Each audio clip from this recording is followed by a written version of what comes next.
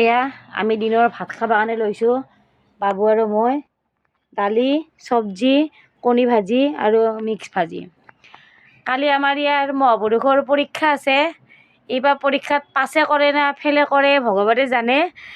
পঢ়া শুনাততো নায়েই লেঠা, খালি মোবাইল মোবাইল মোবাইল। এয়া চাওক, মহাপুৰুষ পাছ কৰবি না?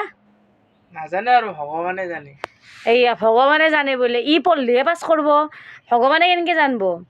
ই যদি পঢ়ছি তেতিয়াহ'লে পাছ হ'ব, আৰু যদি পঢ়া নাই ভগৱানে কি কৰিব আৰু নাজানো। আপোনালোকে ইয়াক আশীৰ্বাদ কৰিব, কালি ইয়াৰ পৰীক্ষা আছে, যাতে ভালে ভালে পৰীক্ষাটো দিয়ে আৰু ভালে ভালে যাতে পাছ কৰে। আপোনালোকে মিঠাই খাবৰ কাৰণে ৰখি থাকিব, পাছে কৰে নে ফেলে কৰে ভগৱানে জানিব দেচোন দে, এইটো ময়ো নাজানিম। যিয়ে নহওক আপোনালোকে ইয়াক আশীৰ্বাদ কৰিব, কালি ইয়াৰ পৰীক্ষা আছে, ভাল কৰক যাতে ভাল হওক। দুখীয়া ঘৰৰ চলি বেয়া হ'ব নালাগে, ভালে হ'ব লাগে। আমি ইমান ধনী নহয়, দুইবাৰ মানে আৰু দুইবাৰ মানে আৰু পঢ়াবৰ কাৰণে আমাৰ ইমান পইচা নাই। যিয়ে নহওক চৰকাৰে সহায়খিনি কৰিছে কাৰণে বেছি খৰচা নালাগে আজিকালি। আৰু যোনে প্ৰাইভেটত পঢ়ে তাকতো বহুতে খৰচা লাগে, আমাৰ মানে খৰচা বেছি নাই।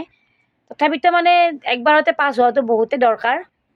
যিয়ে নহওক আপোনালোকৰ যাতে আশীৰ্বাদ থাকে আৰু ইয়াৰ ওপৰত, ই যাতে পাছ কৰে আৰু।